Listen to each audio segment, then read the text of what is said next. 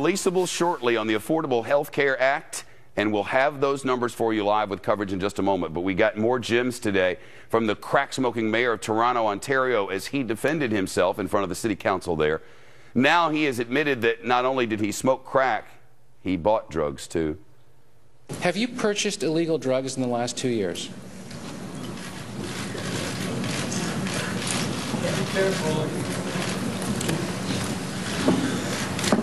Yes, I have. The council is debating a motion that would ask the crack-smoking mayor to take a leave of absence.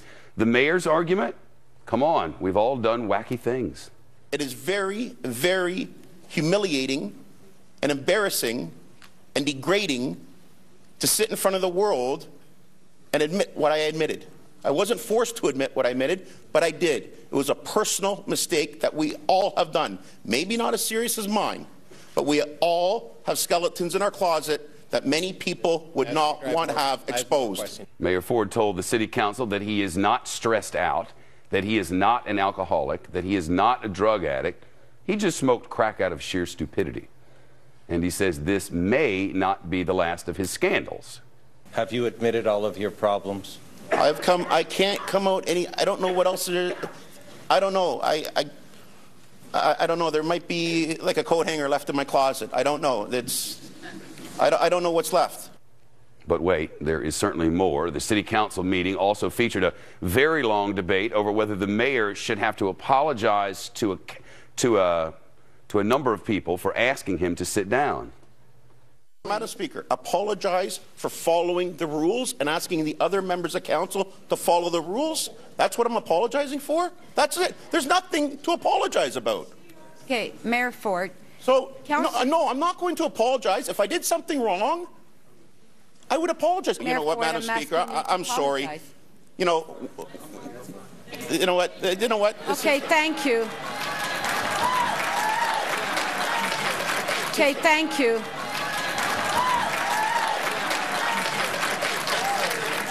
Thank you, Mayor Ford. Thank you, Mayor Ford.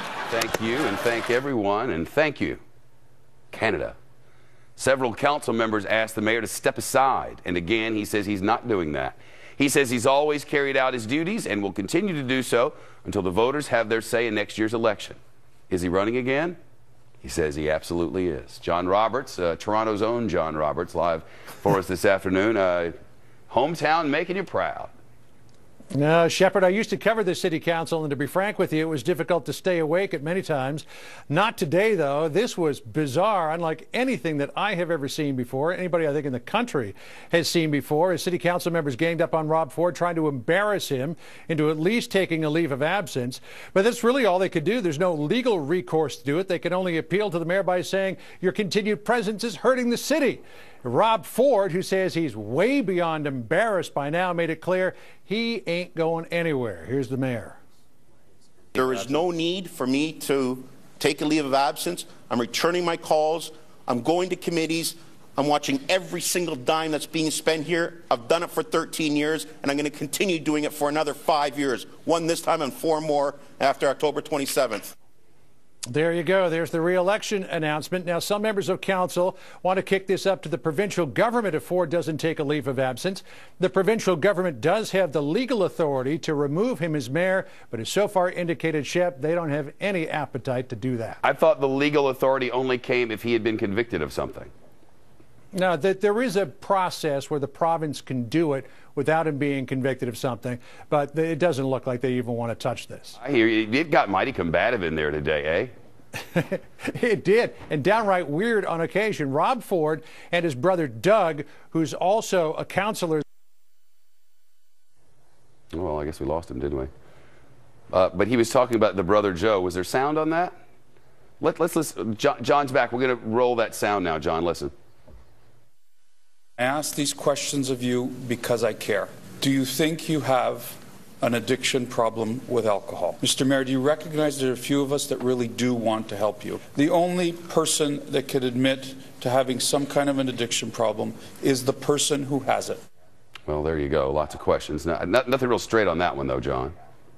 No, that's Giorgio Mammoliti, who is a longtime ally of Rob Ford, who actually initiated what, for all intents and purposes, looked like an intervention in the middle of that city council meeting. And also, there's a big open warfare now, battle between Rob Ford, his brother Doug, who's also a city councilor, and this guy, Denzil Minnan Wong, who brought the motion against Ford. Doug Ford asked Minnan Wong in the middle of the city council meeting, had he ever smoked marijuana?